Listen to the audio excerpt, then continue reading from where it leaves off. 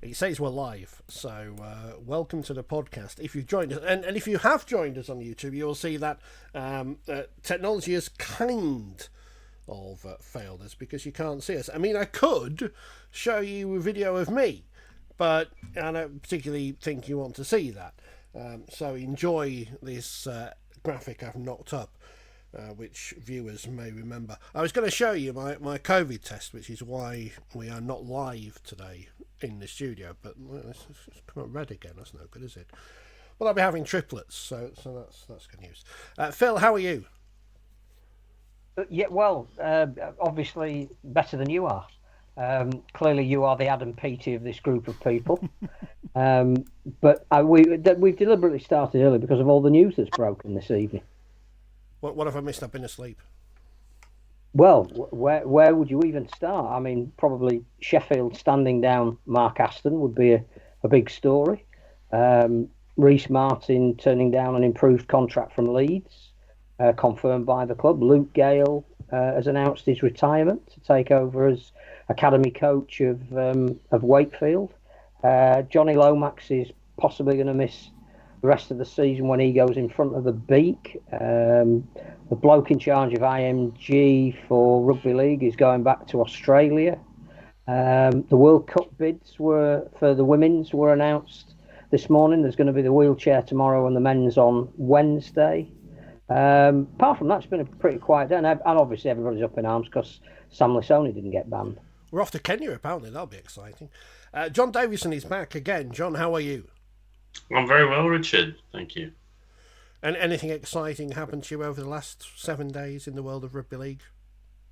Apart from the usual abuse, ruining my dinners out. No.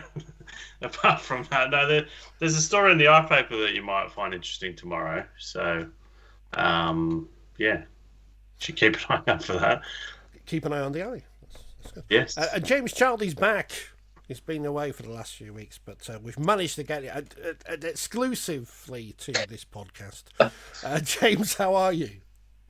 Excellent. I'm constantly tired at the moment. Launching a new business whilst working my notice at the CBRE is a challenge.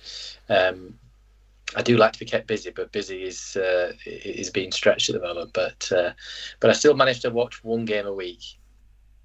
Well, that's a positive. So sometimes you don't want to watch more than one. I mean, I feel, Phil, sometimes we watch far too much rugby league because it's on TV. I mean, thankfully now I've got canoeing and stuff to get in the way while the Olympics is on. I don't think there is such a thing as too much. I mean, we've had obviously all the Super League games. We've had some NRL matches. NRLW has started, so we can watch all of those as well. We've got the women's nines this week, so it's great. There's no such thing, unlike sugar, there's no such thing as an overload of rugby league. What was the most exciting thing that's happened this week on the field? Apart from Leeds winning, obviously. I think we should start by paying tribute to Bill Arthur, because obviously the formal announcement of his passing came after we went off air last week, and I think came as a shock to everybody, even though we knew that clearly he hadn't been well for a little while. But it said a lot when tributes are paid to people that no one would have a bad word to say about him, and more often than not, that might not always be true, but in Bill's case it absolutely is. I don't know anybody who was more selfless, encouraging, passionate about a sport that he wasn't originally familiar with, an expansionist, didn't overplay his hand in any of the commentaries that he did, had the confidence of all the players that he interviewed when he was on the touchline because he was so professional, and he obviously made it quite clear that whilst he had to ask some difficult questions, it was all under the banner of wanting to get the best for the sport, and I think that was appreciated by people. The tributes that fans have paid to him by the minute's applause have been genuine and heartfelt at all of the grounds, especially in Catalan, I think, on Saturday evening, where he was held in extremely high regard. So yeah, very, very a genuinely lovely man who always had time to talk, always wanted to know what was best for rugby league, and what your thoughts were on all the major issues, and Personally, he was a massive advocate of what we were trying to do with the magazine, and was very, very supportive of it. I think it's at times like this, John, you hear the word professional used a lot, and that's a great word to describe Bill. Yes, I didn't know him particularly well. I'm sure compared with someone like Phil, but I think everyone who worked with him spoke very highly of him. Obviously, battled, I think, prostate cancer for 13 years, which is a long fight. But I think the job that Sky did, I think, I think that was fantastic. The way they treated it, the comments from the likes of Barry and Terry and Brian Carney, I thought it was very considered and very well done. I think if you're a rugby league fan of 30 years or more, you would have come across his commentary or his interviews, and he did a fantastic job, covering the game. So he'll be sorely missed. Did you have much interaction with him, James? Well, when we were video refereeing in the, they used to call it, I don't know if they still call it, but they used to call it the Shagger, the camper van at the grounds. It was what was otherwise known as the green room. But what we observed there was that the Sky team is very much a family, and Bill was at the heart of that, and a genuinely nice bloke. Always seemed very fair to officials, and always had the time of day for a conversation. Was always keen to ask a question and learn something, and likewise. I think everyone has said the same thing. You're just a genuinely nice person, and I hadn't realised. I knew he had prostate cancer for some time, but I hadn't realised he'd been ill again recently. So it came as a shock to me. But he will be missed for sure. One of the things you say, Phil, I think it's important, is that how encouraging he was to newer members of the media, younger members of the media. I think it's important that people don't forget their responsibilities in that sense, and it's good to know that he was one of those people who was encouraging to people who may have been completely new to our sport. And I think the other sadness is we've grown up over here with obviously probably maybe 5 people that we would associate with Sky. So that as Eddie and Steve-O, Angela Powers, Bill, and obviously Neville Smith running the ship, and now sort of Bill is the last of those to depart, and obviously we wish good health to all of those that are still with us, but none of them are part of our coverage. And I think in the same way that David Morrow was incredibly well respected in Australia, as being a lead commentator for ABC, and then I think he went into, was it Triple M or the Continuous Call team, and he passed away the week before last, and again held in similar esteem. But Bill was just very quiet in the way that he went about it, because I think he felt that there were some very big personalities in that Sky team, and he didn't need to obviously play that kind of a card. So he was the calming presence on the touchline, while Steve-O would say black was white, and Eddie would come up with some great phrase about what the wide to west or something. So I think, and then when Bill stepped into the commentary seat, I think he just moved it in a slightly different direction, because I don't think he wanted to be the personality. We'd had that sort of double act, if you like, and he took it down a different road. Very, very encouraging when he was on Boots and All, and he used to do features on that to people like Barry and Terry, who were given their initial opportunities in broadcasting, and he took them a little bit under their wing. Did a wonderful feature, as Sky reminded us, with Dave Hadfield, who we got on really, really well with.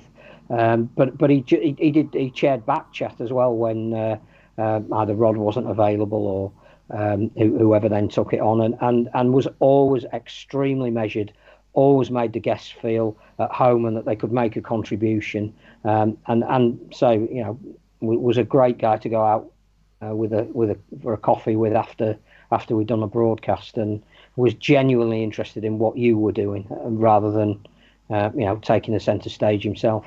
Ridiculously huge boots to fill in Eddie and Steve-O's as well, as you say, and it was the warm tributes from all his successors, I guess, in a sense. Sadly, not his colleagues this season, because he didn't commentate this year, did he? But from Dave and Mark and so on and so forth on the TV this week, and very warm tributes. And as you say, it is kind of an end of an era, not just Eddie, Steve, Angela, Bill and Neville Smith, but also the Try music's gone, which was a part of this 30 years.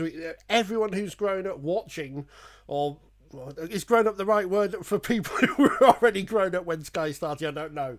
But it's kind of, when things have always been there and they change, it's strange, but that's unfortunately life. And it's sad. It's sad. And as you say, professional, never the star in the interview, was it? This is an important thing about interviewing, and John will know this more than anything, because he does interviews all the time for written journalism. It's not about you, it's about the person you're interviewing. They're the ones telling the story. You're not the story, are you?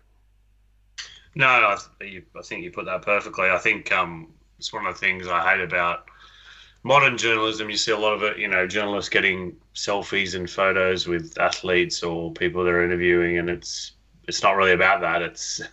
It's about the person. It's their words. It's their quotes. It's you don't really want to inject yourself into the story. You need to be impartial and balanced. And I think Bill Arthur did that very well in terms of being a friendly presence to players, warm, and he did his best to promote the game in a positive way, and I think he did a great job of that.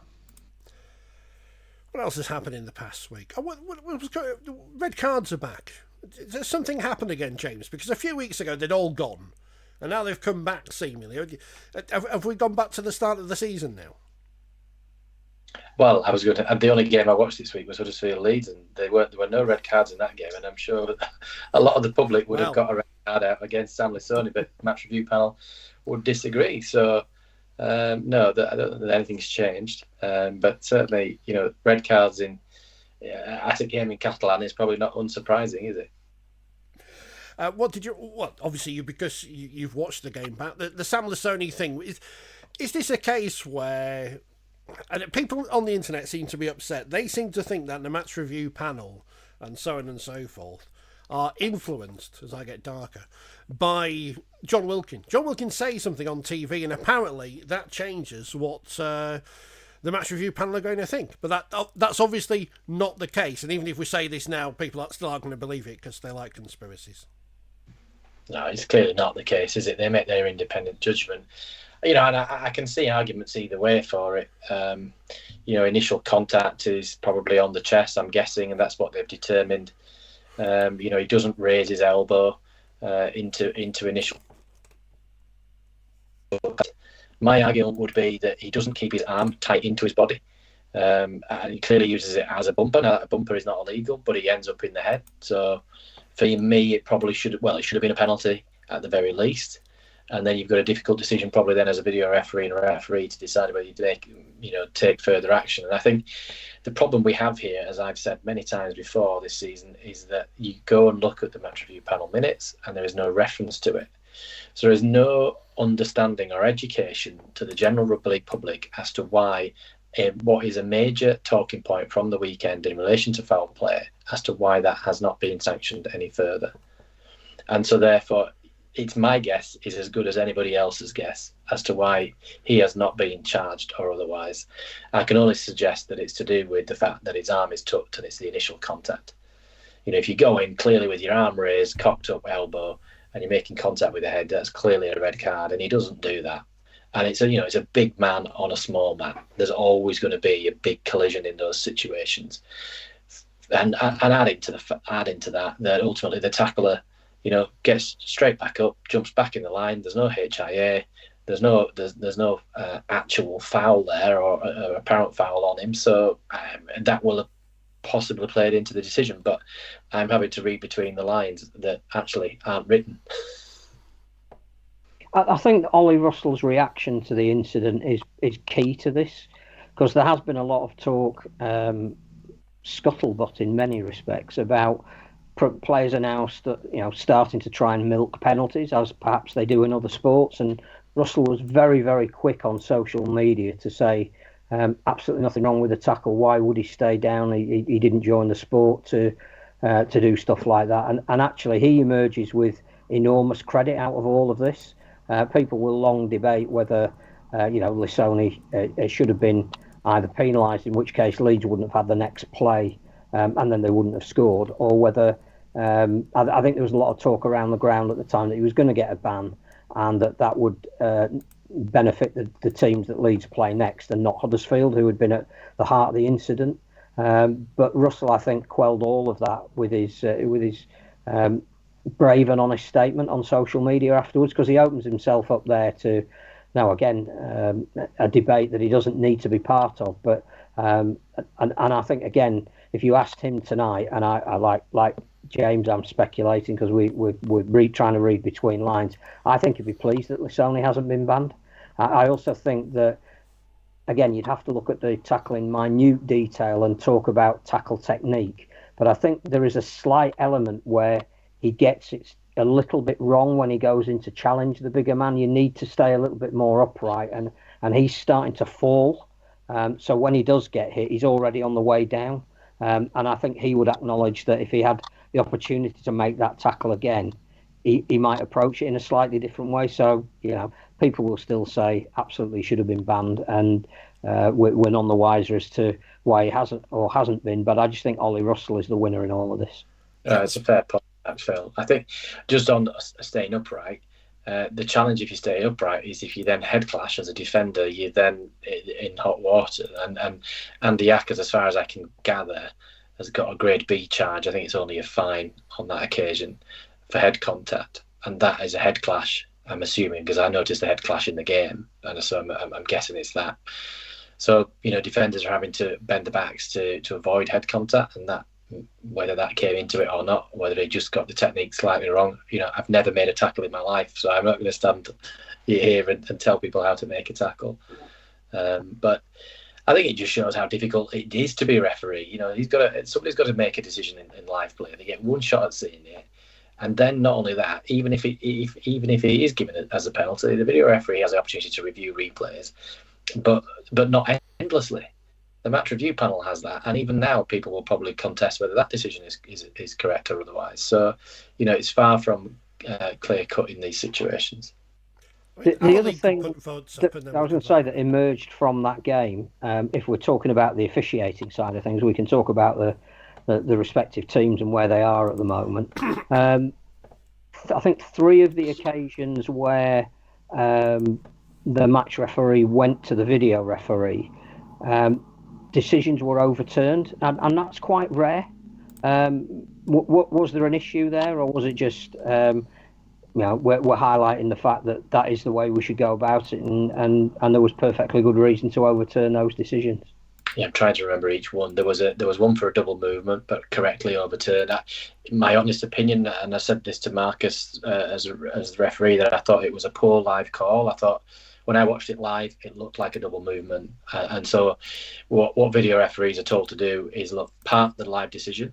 You view the decision with a fresh pair of eyes and make your decision. Only if there is any doubt or lack of evidence do you then revert back to the live call. So Liam absolutely rightly gave a double movement on that occasion. There's one in the corner, I think, where he had to determine whether the heel had touched the line or not. And that is so tight, for a touch judge ultimately has to make a call there. And there is sufficient evidence to say that the touch judge's decision of no try was incorrect, so therefore it should have been given a try. And I can't remember what the other one was now. The one was a Huddersfield try in the corner that was disallowed because the ball had been dropped in the act of scoring. It was grounded on the touching goal line, yeah. And again, you only need one replay. You can clearly see that it's a wrong decision by the a live decision by the official. So that's ultimately why they have a video referee, to get the decisions correct. Transparency, John. How hard is it for you to write about decisions that have been made when no one actually knows if they've been made or not?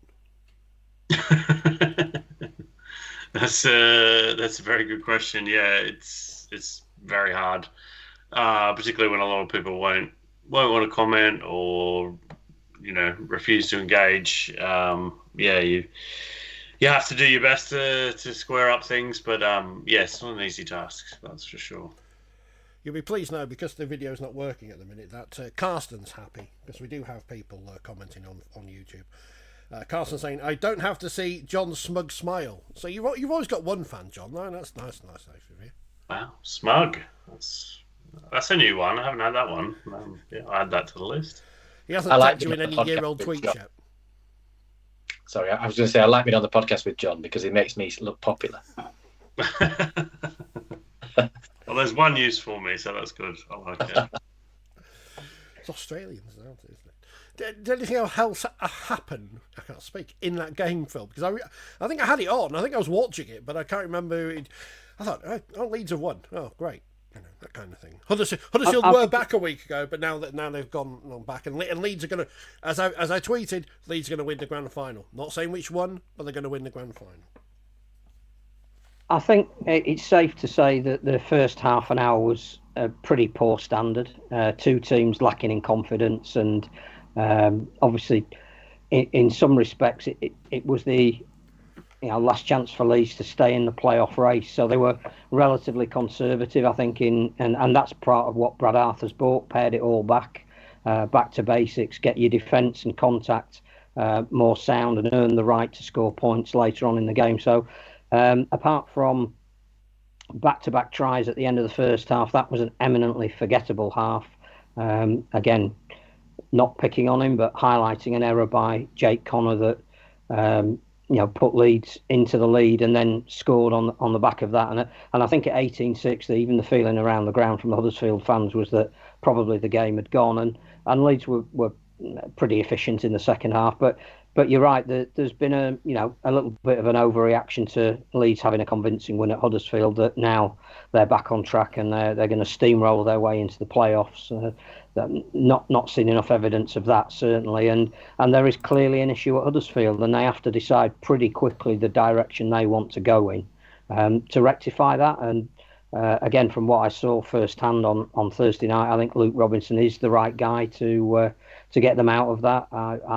I think he's got an identity with that club, and that's exactly what they don't have at the moment. They don't seem a coherent force, either in who they've recruited and the way that they've been playing. And even though on his 40th birthday his team suffered a defeat, I certainly, if it was me, and thank the Lord it isn't, would make the decision that he should be given the post permanently for the next couple of years and try and build something in his image. Maybe, John, they could give Brad Arthur a call. He's around. He might not be doing anything next year. Sorry, Rich, was that directed at me? I dropped out a little bit. Well, I was just being mischievous, because you write a lot about the Leeds. Well, let me not paint you with this brush. Journalists write a lot about the Leeds job because people obviously care about Leeds, but they don't write as much about the Huddersfield job, potentially, because not as many people. You don't get as many clicks if you tell me who is or isn't in the running for the Huddersfield job. Yeah, well, if I knew who was in the running, I would write it. I don't write stories for clicks. I don't get paid by clicks, sadly, or not sadly. But yeah, the Leeds job is it a covered position? I mean, arguably the biggest or one of the three biggest clubs in the UK. So it is a much coveted position. And no offence to Huddersfield, but they're not in the same size in terms of club profile, etc. So yeah, I mean, I think Luke Robinson's been there a long time. It'd be good to see him. I think he's been interim coach there before. It'd be good to see him get a longer run to see what he can do, because obviously he knows the club well. The club's in his heart, and he'll know what's coming through the academy in terms of the younger players as well. So he'll be well placed to decide to which ones to blood and to stick with. But it's not Paul Rowley going to Leeds. No, he's not going. My understanding, I've been following that for a couple of weeks, speaking to a lot of people. That is my understanding, that obviously he was the number one target for Leeds. They were granted permission to talk with him, but Salford won't be releasing him. He's got his contract runs to the end of next year, and they won't be selling him. And I think he's happy at Salford. So That is my understanding. I mean, who knows? He could be announced next week. Stranger things have happened, but that is what I understand. So it will be interesting who they look to now, because I think Brad Arthur could potentially stay for another year, but again, then they're back at the starting point, aren't they, for 2026? So even for a short-term fix, you ideally want to get someone in there long-term that you can build around, and obviously Brad Arthur doesn't want to be there for the next 3, 4, 5, 6, 7, 8 years. Phil Rogers has been on saying, isn't Brad Arthur going to the Knights as an assistant next season? There's been a lot of talk about assistant coaches in Australia. Yeah, I know he would be quite coveted as an assistant. I think he's obviously been an assistant at Melbourne and Parramatta and Manly before. And obviously being a head coach, he'd prefer to have a head coaching role. But yeah, there's a lot of movement in assistant coaches with West Tigers as well, with Robbie Farah leaving there. There's a lot of room. Well, there's a few rumours that I probably shouldn't share with you, but I will anyway, about Paul Wellens going to be Christian Wolf's assistant at the Dolphins next year. Now, that seems fairly wild, but I've heard less plausible things. So, he could move on. I mean, I think as Phil mentioned last week about John Cartwright, there's speculation about him staying on in Australia as well and not landing at Hull FC. So things definitely can change. Any truth in the rumour Lee Breers is going to St Helens? Yes, I believe that's not a rumour. I believe that's definitely happening. He's coming back to St Helens. Now, I think what will be interesting, considering the St Helens losing run of 5 in a row, which I believe, thanks to at LUFC stats, it was the first time in 38 years that since February 1986 that St Helens have lost 5 in a row, and it was also the first time. Friday night was the first night since the introduction of the first division back in the season 1973-74 that both Wigan and St Helens had lost on the same night by at least 30 points. So, yeah, with Lee Breers, I think it'll be interesting whether he's an assistant coach for there, or if St Helens continue to struggle, whether Paul Wellens survives and Lee Breers is made the head coach. I think that's what a lot of people think will happen, but I think performances on the field in the short term will determine that. Always good to hear Stats' name on the podcast. I've not seen him for a while. I have seen him for a while, so I'm on a bus a few weeks ago. But if you're listening, Stats, hope you're well.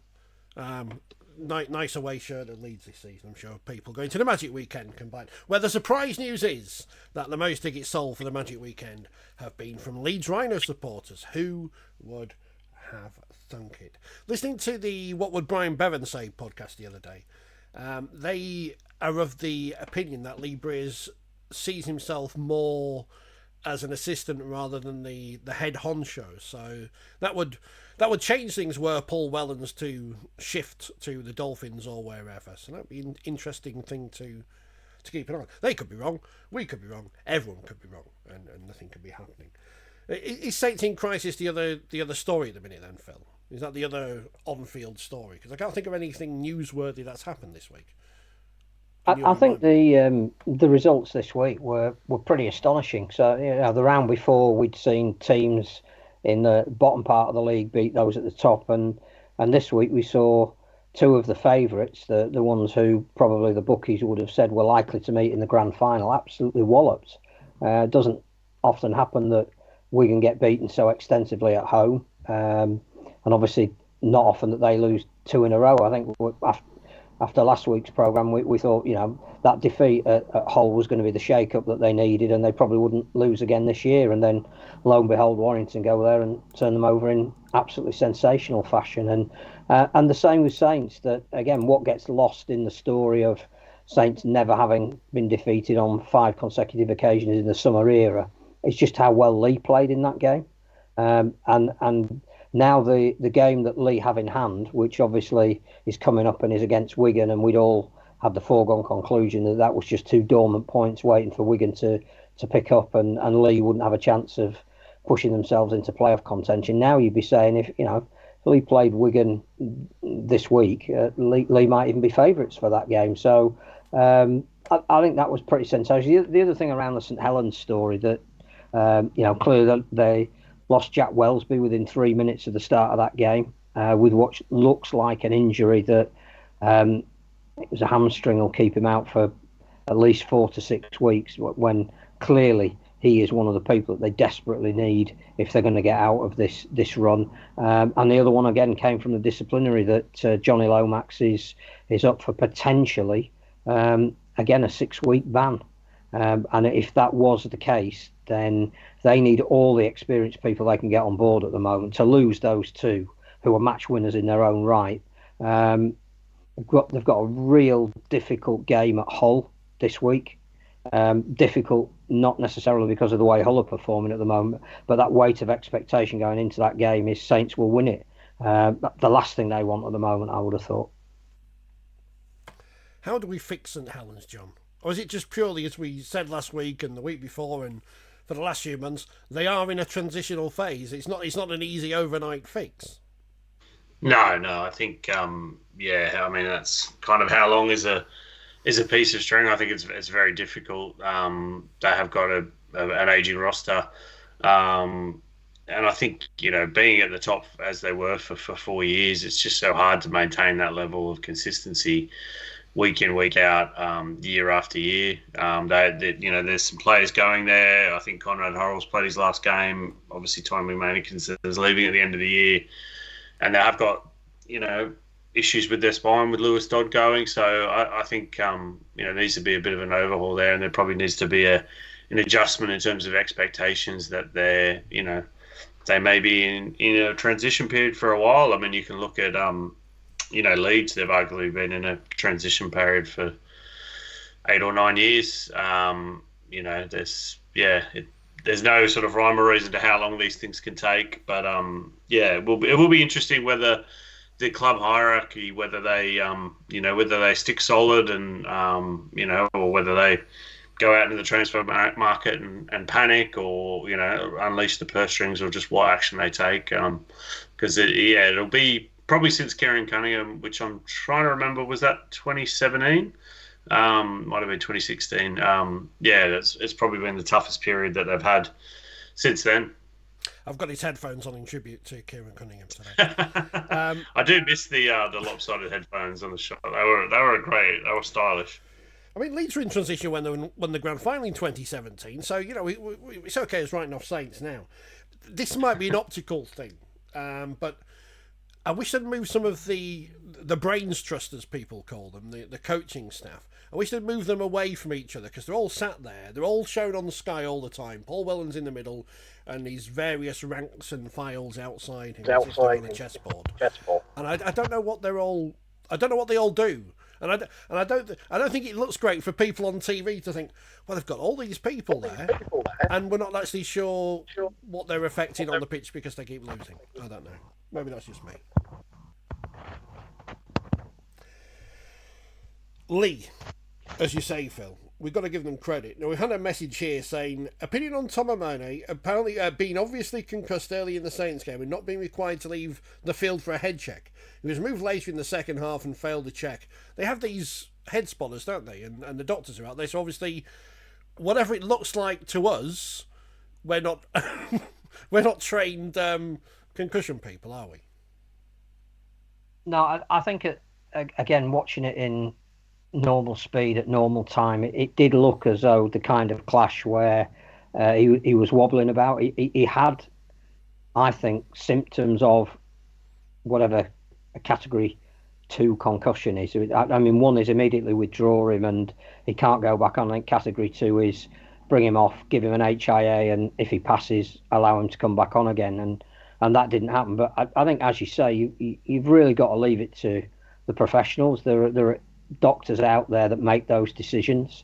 And actually, the way he played, and I know that there are instances throughout both hemispheres of players who shouldn't be on the field because they've suffered a head injury, having significant impacts on matches and events. So it's by no means certain that if you are carrying a head knock that it prevents you from playing a leading role. And O'Mahony was fantastic in that first half. You can absolutely see why Canterbury have snapped him up for next year. He is one of, if not the best, go forward props in Super League at the moment. Lee, of course, should they win that game in hand next week, would close the gap on Leeds to a point, depending on what happens this weekend, but so on and so forth. Warrington top of the table, level on points with Hull, KR and Wigan. What a performance that was from Warrington on Friday night. I think many people would have thought, well, they may go on and win at Wigan. That's plausible. But to win 40 points to 4, the question I'm going to ask then, John, is are Wigan too reliant on Field and French because they're not playing and now they're rubbish?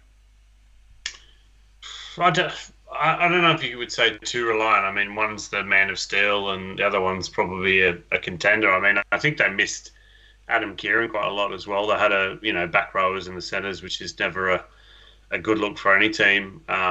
They did have all their forwards out, a very big pack, and I think that was probably the interesting thing, that the Warrington seemed to have more desire, more intent. They were very physical and they battered Wigan, which happens very rarely. I mean, I think 2 of the tries were intercepts.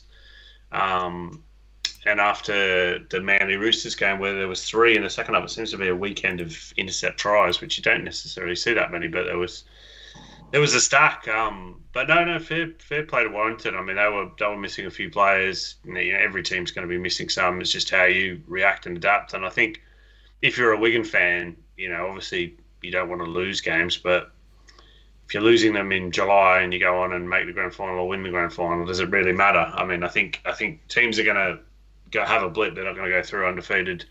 It's how they react from those defeats. And for Warrington, it's a big win. They need to do the business at the end of the year, but this will give them a lot of confidence. I think the Challenge Cup final was very disappointing from them because they weren't really in that game for the vast majority of it. But they showed what they're capable of, and they've got Luke Yates in there, who's a great signing, and John Bateman on the way as well. So I think if you're a Warrington fan, you're smiling at the moment.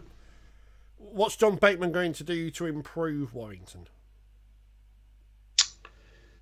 What's he going to do to improve? Maybe I should ask Sam Burgess this rather than you. He's the coach, but Yeah, well, to be honest, I found it a bit of a strange signing because he's not had a very happy year and a half at the West Tigers. He's just fallen out with Benji Marshall. Obviously the West Tigers CEO was over here in England a couple of weeks ago looking to offload players, which he's managed to do with John Bateman. I think John Bateman probably comes to Super League with a bit of a point to prove because his last year at Wigan wasn't particularly exceptional. He's had a fantastic career, but you just got to wonder how much is left in the tank. He's a ultra competitor, and he knows how to win. So I think he'll add that to Warrington. He's got a lot of experience, and particularly if he's coming up against Wigan in those key games, he's played with the vast majority of that team. So I think he'll add a bit of grit, a bit of extra fire. Obviously, Sam Burgess is a former teammate of his. I'm sure they're friends, and it could be a pivotal signing come September and October. See, Kevin, sorry, Phil, go on. I was just saying, I think it's a fantastic signing because he's a winner and he's won in the big games when it's mattered. And one of the great things that Warrington and Sam Burgess have done this year is bring through some younger players. And some of those have been in and around that second row position. And when you get to the really big games, you have to rely on the players that have been there and done that a little bit more. And I think what he's bringing into the squad, whether Bateman plays or whether he hands it on to, and it is around people like Adam Holroyd, is that element of what you need to win when it really matters. And it comes down as well to Catalan getting Sam Tompkins back. I'm more convinced that is to do with the lack of leadership that the Dragons have had this year rather than necessarily Sam's skill in that position. Although he was very influential in beating Hull this week, and provided he has enough ice baths, he can probably make his presence even more felt as the weeks go on. I think he's there to be at the back, to be telling people what they need to do, when they need to do it, how they need to do it, which is something that the Dragons don't have enough of this year. I think Bateman coming into Warrington offers that as well. It's as much a leadership role as it is what he can still do on the field. I mean, James, as you say, you only watched one game this weekend, so you will have missed Sam Tompkins' refereeing performance in Catalans versus Hull. Well, I don't know who had to review that one for the panel. I was just going to say that when you were saying that that's why you think Sam Tompkins is back in the squad to sort of dictate and give messages. Does this include the referee? Because that's the accusation that's always been made. Yeah, it's like having a parrot on your shoulder. But I didn't see that game. But I, from what I understood, it was blood and thunder, and Liam Rush refereed that game, so it will have been a big challenge for him. But as far as I understand it, he came through it pretty well. Did Simon Griggs have a point, Phil? Did Sam Tompkins referee that one well? No, I mean, Sam was clearly audible on the referee's mic because he was always going up either checking on something or getting clarification or pointing out to the referee that he might have, with the greatest respect, so you might have missed something or there's something that the opposition that are doing that I'm not sure you picked up on yet. But translating. I think as a team you want that. You need your ambassador going there to put his mouth in the ear of the referee. But I do think that there were two big decisions to make in that game, and Liam Rush, who we've said on this programme before, is looking such a competent referee at such a young age. Took them all in his stride, particularly the Liggy South sending off.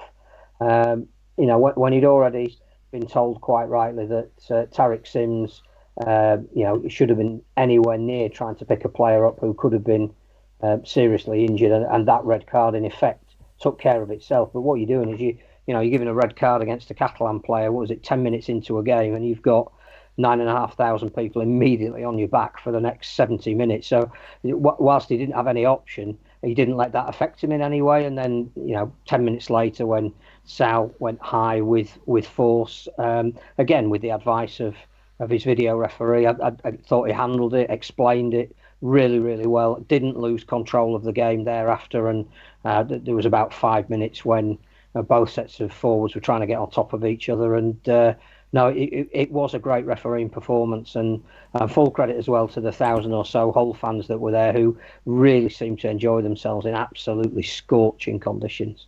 How quickly into refereeing games in France, James, did you learn words that you might not have learned if you? I don't know what language you did at school. So I don't know if you did French or German or whatever. But how quickly did you learn words from the crowd that aren't necessarily on the national curriculum?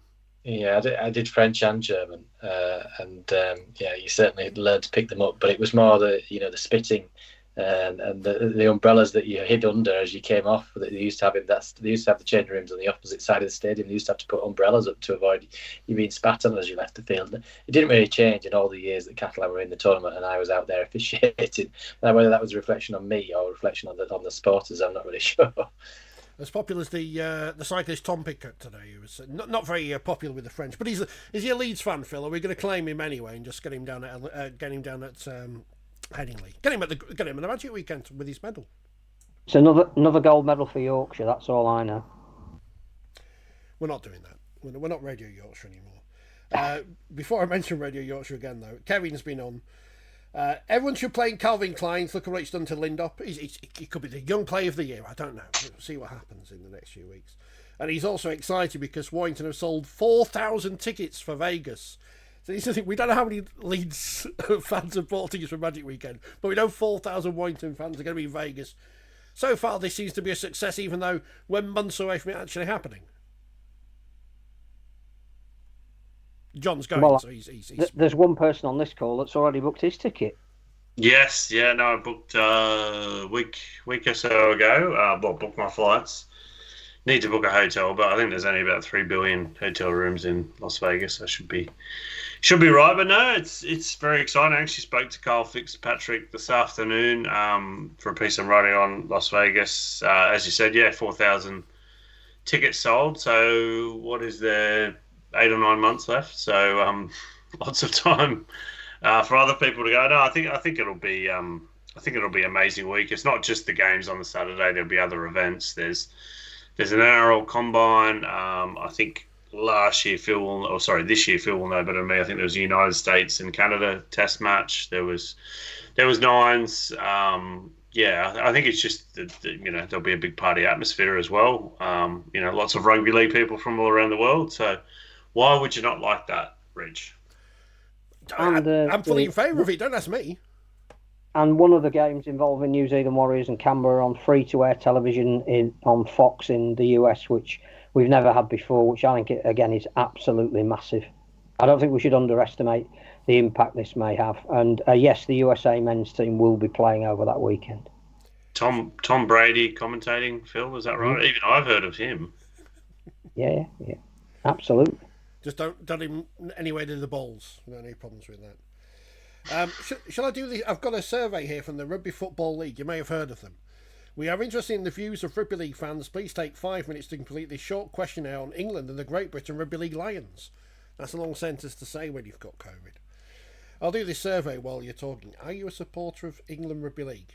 Yes. Have you attended any of the following in the last 5 years? Do I count as attending when I've not necessarily paid for tickets? Yeah. Oh, it doesn't say if you paid. You attended. That's true. James, you're off to Vegas, so we're going to get you out there. I know we were trying to get some free. Well, when I say try, we said, does anyone want to send us to Vegas for free? And no one's given us any free tickets yet. But are you fancying the trip?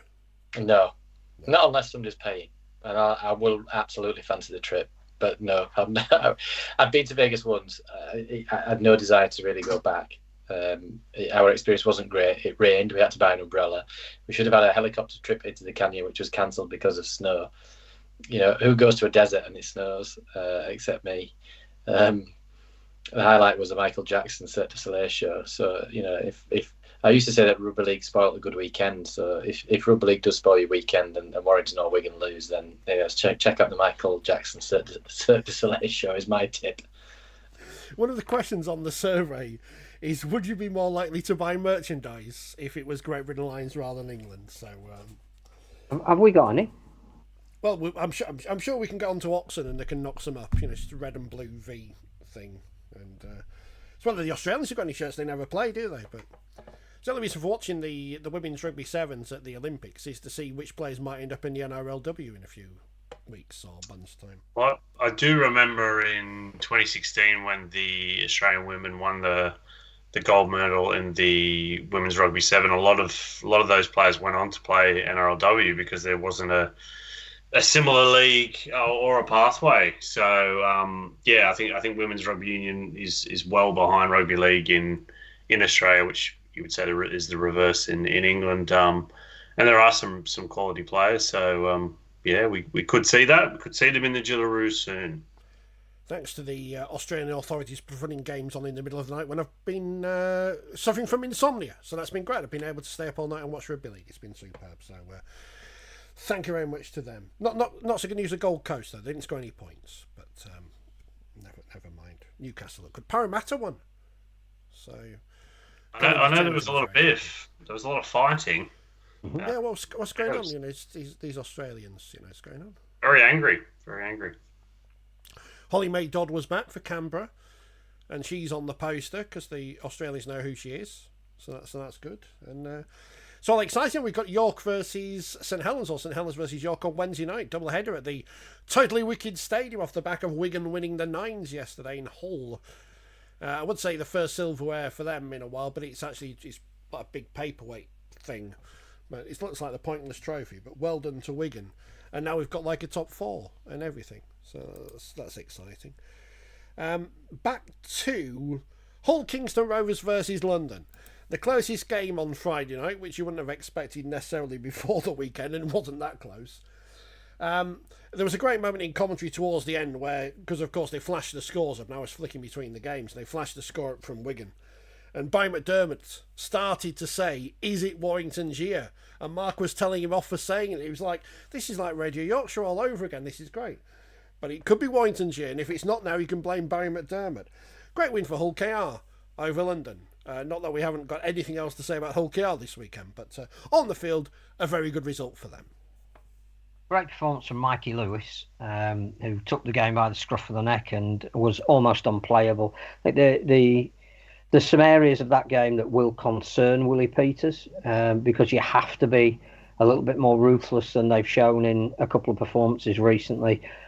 London, again, every week, we'll just watch the start of the London game. Oh, they're 16-0 down. And the trouble is, that they're probably not going to come back from that great a deficit. Showed a lot of fight to get it back to 16-10, but ultimately took too much out of them. They've just got to start games better if they're going to have a chance of turning at least one more team over this year. But no, the big test for Hull KR is this week going to Warrington, which we never thought would be first against second.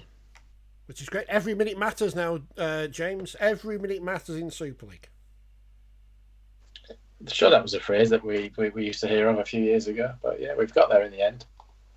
I was concerned that I jinxed St Helens because I asked Paul Wellens about the improved discipline, and he said that it improved, and then they get players sent off and sin binned and stuff since then. So I feel I may be to blame for St Helens. I know we said earlier it's not about us making ourselves the story, but I'm going to take the blame now. I'm going to take the heat off Paul Wellens and blame myself for St Helens' current predicament. So just for the Saints fans, send the brickbats to me.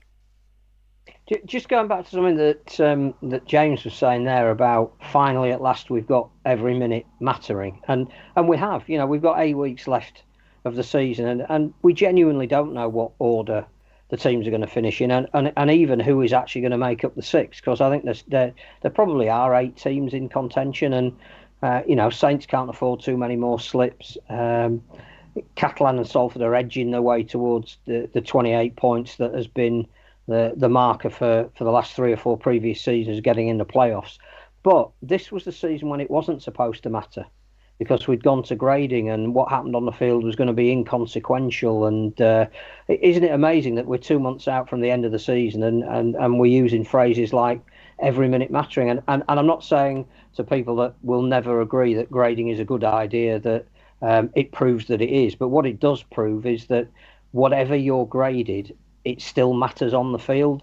Clubs wouldn't sack their coaches. Players wouldn't be bought. It's a transfer deadline, 1st of August. There's going to be, we think, 2 or 3 moves before then. There's loads of clubs that have got injuries that are trying to bolster their rosters.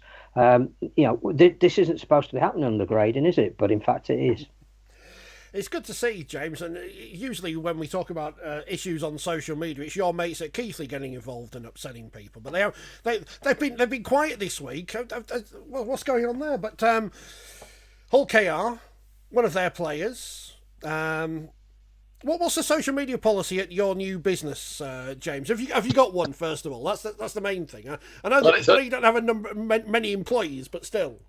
Yeah, it's only me and Stephen, so other than a marital debate, that will be about it. Probably the less said about the Joe Burgess tweet, the better, really. But fair play to Hull KR. I ended up getting quite a lot of likes in the comment that I made on Twitter. I don't go on Twitter much these days, I must admit, but it's a medium that you have to be on constantly. I don't have the time, so I went on it and saw this tweet, and I thought, by Hull KR, and I thought, fair play to you for sticking up for what you've tweeted. And I do sometimes think that we let the keyboard warriors dictate the message, and actually the vast majority of people in rugby league that are involved in rugby league are completely and utterly accepting. So I just thought, let me put my 2 penneth in there for what that's worth. But fair play to Hull KR for doing it and sticking up for it. And I think that's exactly why we should have pride events and other inclusive events at fixtures, to try and challenge these views that, no matter what people say, are still out there. I think I only got one reply to the tweet saying that we were shoving it down people's throats. So that's always a good marker for where we are on these things. Phil, you're about to say something. I was just about to say that in terms of inclusivity, interesting that Salford this weekend in their home game painted the red lines blue and highlighted issues of colour blindness and associated eye disease. And that was really, really exceptional as well. They were giving out ref mics, I think, or commentary mics more than ref mics, that people who have issues with sight could still hear the call. I think it might even have been the Sky call that they'd arranged to be put through those devices, which is brilliant. And that is what we're good at. suspect that obviously if blue became the norm, we wouldn't be able to talk about red zones anymore. But it was great to see. It was good to see. You sure the blue wasn't a signal to Leeds, Phil, to hands off our coach? It's going to be interesting. We haven't talked about Salford yet, or the games coming up this weekend, but clearly there is going to be a huge amount of interest in the Salford Leeds game on Saturday early evening, mainly because obviously it's a vital game in where these two teams may finish in the playoffs. But clearly the Ian Blease returning to Salford and Paul Rowley being linked by everyone other than John Davidson with the Leeds job. It's going to be a great narrative. I'm really looking forward to heading over there this weekend. Kevin's a smart person who obviously doesn't spend all day on Twitter, so he didn't know what Joe Burgess has done. So for the people who don't know, he's retweeted something from Tommy Robinson, who's a character off of the internet. He's not the real person. But I mean, how the Hull KR handled this, John? Because I know at least one supporter who's emailed the club and made their views clear to them. It's a tricky one. He's not a politician. Yeah. Right? If you're a politician and you retweet a politician who's legitimately elected, then you can go, well, I don't agree with your politics, but this is a completely different thing. Yeah, I mean, I think if you're, supporting a known fascist and, reprehensible individual, then, it pretty much deals with itself, doesn't it? I mean, I think you'll remember in COVID with a certain Super League player at the time who was on a podcast saying that COVID was a hoax and, that Boris Johnson was the saviour. And there is freedom of speech. You're allowed to say what you want. I think when it comes to professional sport and when you're representing a club, there would be a code of conduct. And, I think you'd be very careful to publicly express your views that may not align with those of your employer. And I think, I'm sure there would be rights of the employer to sanction their employees when that would happen in any workplace. But as we know, rugby league is a funny thing, and different clubs and organisations operate differently to the others. So there's not a one size fits all policy when it comes to this. The smartest thing to do is to not tweet anything about anything that people might get upset about. I know that seems like a daft thing to say. You've got the freedom of expression, but you've also got the results of that expression, which may or may not happen, but we'll see what happens there. And I don't know, it just seems to be such a simple thing.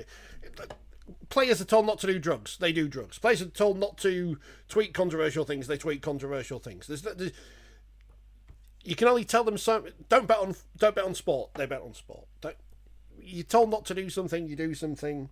Don't hit people in the head, hit people in the head. Where's the players' union? Is that back now after the number of cards? I don't know. Do you want to say anything more about Salford and Castle? Because it was quite an entertaining game on Saturday afternoon, and Castleford are still vaguely back. Salford, I thought the pitch looked better with those lines, by the way. I don't know if that was just because they pointed it out to me, so I noticed. It probably was, but Salford bouncing back. Castleford still there and thereabouts as a growing concern. Yeah, I think you got the feeling as the game wore on that Salford were going to win it, even though Louis Johnson's try put Cass back in with a chance. But I think if you were to compare Huddersfield and where they are at the moment, and Castleford and where they are at the moment, it's chalk and cheese. Because Castleford are not going to win every week, and they know from the squad that they've assembled that's not part of their expectation. But what they have got is a genuine idea of who they are, what they stand for, what is the minimum requirement to pull on a shirt for that club, and a lot of that, if not all of that, is down to Craig Lingard, who almost during the season has rebuilt the side, which is an incredibly difficult thing to do.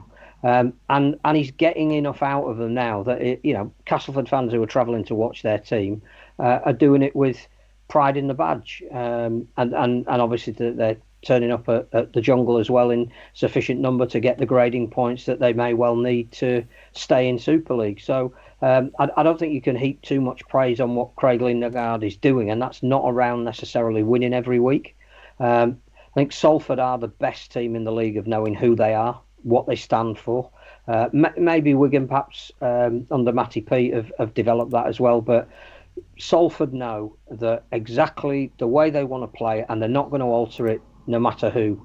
And it was pointed out on commentary that even their defensive systems almost encourage the opposition to try and get round the outside of them. But they will not compromise on that. Their players will play whatever part of the field that they're in. But they know that they need to try and counter any mistake that they make for playing that style of rugby. And that's Paul Rowley, isn't it? And I can see why he perhaps would want to stay, because we've tried in all the years we've been doing stuff like this to identify culture. And whilst you probably can't put an exact definition to it, the way that Salford play, the way that Castleford are starting to play, the way that Huddersfield don't play, to me is culture. I need to get a light for next time we do this, if we ever have to do this again, because this is like the Salford doing everything to include people who've got issues with sight. I'm doing everything to exclude them, because you can't see me. It's brilliant. But the people who watch the video later will see this, but it's superb. Unlike Phil and John, I'm going to turn the lights off. I can't go and get it. The light's over there. The Mask podcast starring Richard Shaw, right? I upset the dog and the cats and everything. The great thing about the Super League website is if you go to it and click on results and stuff, it gives you all of the Super Leagues. So this week in the Wheelchair Super League, Wigan back to winning ways with a 48-34 win over London. And Leeds, 5 from 5, 44-32 winners away at Hull, who are growing week on week, it seems, which is good. So see, Leeds could still get to a grand final, Phil, again. So this is why I said they could get there. It was only 12-10 at half-time to Leeds against Hull, and the word coming back was massive improvement from Hull. But, it's a short Super League season, and to win your first 5 matches, to have a lot of the teams to play still at home, then Leeds have one hand on the league leader shield. And hopefully they get medals for that this year as well, because that was last year's thing. In the Championship, Batley lost 16-22 to Halifax. Big game at the bottom of the table there. Doncaster beating Barrow 37-30. Doncaster continuing their great season, then back in the Championship. Winners came from behind to beat Bradford 25-6. York beat Swinton 34-4. Big win for Sheffield after their defeat last week. They beat Whitehaven 78 points to 24. And it was Wakefield 46. Featherstone 18 in the big derby game. Toulouse 58, Dewsbury 6 on the Saturday. This week's fixtures in the Championship, when the IFL website updates. On Saturday afternoon, it's Swinton versus Toulouse. Sunday, Dewsbury versus Wakefield, WF postcode derby. Halifax versus York. Barrow, Bradford. Sheffield versus Doncaster, that's always tasty, isn't it? Whitehaven, Widnes. And Featherstone versus Batley. Of course, we don't know who will be in charge at Sheffield at the weekend. Won't be their temporary coaching staff, or Mark Aston will be back involved because they're under investigation by the Rugby Football League. I think the tribunal is on next month, so I don't think he will be in charge this weekend. There's the answer to that one then. In League One, Keighley beats Midlands 36-12, Rochdale 10, Oldham 14, bit closer than people would have expected there. Hunslet 24, Workington 32, and Newcastle 34, Rochdale 44. This week in League One, it is Keighley versus Newcastle, Oldham versus Midlands, Rochdale, Cornwall, and Workington versus North Wales Crusaders. The games in Super League this week. Saints York in the Women's Super League on Wednesday. Thursday night, 2 games on Thursday, that's odd, isn't it? But I guess that's because Wigan and Lee play on Tuesday week. Castleford, Lee and Warrington, Wigan versus Huddersfield. Warrington are on Friday. 1 game on Friday night. Look at that. Warrington versus Robins of Alkingston Rovers. And on Saturday, you've got Hull versus Saints at 3 and Salford versus Leeds at 5:30. Followed on Sunday by 4 games in the Women's Super League. Barrow, St Helens, Warrington versus York, Featherstone versus Leeds, and Wigan versus the Giants and London versus Catalans in the men's Super League. That kind of derby that isn't a derby. Anything stand out over the weekend's fixtures?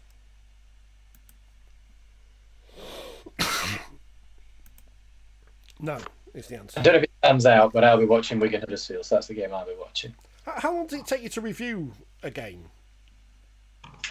I guess probably, it depends on what happens. Probably 3 hours.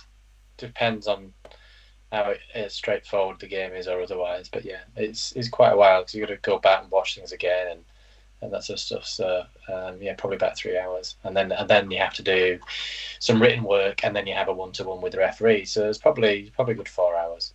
Do you have to sit through all the video referee decisions, or can you fast forward those bits? No, I have to sit through them. I do feel sometimes because on certainly I think it's the 10 camera games, the video referees are not in control of their replays, so it is quite painful sometimes watching. You know, when you can hear the video referee saying, "Can I have that angle?" or "Can you show that again?" and they show something completely different or whatever. So that there is an element of sympathy that I have, but there are at times I think it takes too long, and that's not necessarily the video referee's fault. It's the technology that's at fault. So John, we need to read the iPaper in the morning. That's the message. Is that right? Yes, I was just checking if it was online. Usually the stories are online the day before, but no, nothing that I'm aware of online at the moment. But it should be in the paper tomorrow and hopefully online. Yeah, major news at the RFL and Rugby League commercial. Final few thoughts on the YouTube comments. Kevin asked you about wheelchair rugby in the Olympics. Well, it won't. Wheelchair rugby league can't be in the Paralympics because it involves people who are not disabled. So that's that on. And he also worried about Warrington's women losing 82-0. They're a work in progress, Kevin. They will get better, I'm sure. And Chris said, with the Salford game, we also had the ref playing wheelchair rugby out front before the game. Now, James, come on, we've got to put together a team, haven't we? Because I reckon if there was us four, because there's four of us here, how many wheelchair rugby players would we need on the other team for us to be able to beat them? Do you think we could take 3 on, or will we need 2? Does that be? I don't even know how many's in a wheelchair rugby league team. So that's not great for me, is it? Even though I've watched it, I've never counted them. But yeah, I expected loads of comments when I saw that with Chris Kendall wearing a Salford wheelchair rugby league shirt. But fair play, people didn't. They can't have been paying attention closely enough, can't they? Because you're right, that's the first thing you're going to go. It's 5 in a team, isn't it, Phil? It is 5 in a team, and there has to be a mix of able-bodied and disabled people on the pitch at any one time. But I think we could arrange for James Simpson to give us a training session up at Leeds Beckett University, and then he'll see how good we are, and then we'll take on all comers. Phil's determined to get in the team by the end of the season. I think after seeing that video in France of wheelchair rugby league, it's a bit too violent. Get your head run over and your head kicked in, so that's too clear. Yeah, people will be putting a bounce on your head, John. That's the problem. Probably Fev fans saying, yeah. Go on, just run his head over a little bit and it'll be all right. So James, there, the challenges out there. We'll come and take you on. We won't be live on Monday next week because I'm somewhere else, but we'll do the podcast at some point. John, thank you very much for your company as ever. Unless I've forgotten something. No, thanks for having me. Phil looks like he might be about to say something. Yeah, I was going to say, look out for the other World Cup hosting announcements. Tomorrow morning, you'll get the wheelchair. Possibly the people that are interested in hosting that might not surprise you. But I think the game should be pleasantly pleased with who they see as applied to host the Men's World Cup in 2030. And again, endorses what we've been saying about potential expansion of the sport to new areas. James, you're busy with your everything, aren't you? You're never not busy. No, exactly. But I shall be watching Wigan Huddersfield on Thursday. Well, there you go, gentlemen. Thank you very much. People on the internet. Oh, look at hang on a minute, Phil. Not you, Phil. Phil on YouTube. Do they make wheelchairs big enough for Richard? I've been in one, Phil. I've been in one. I've had at least one training session. Well, one training session. So you know what. Watch out, Phil. I'm pointing at you. You can't see it because it's not working. But thank.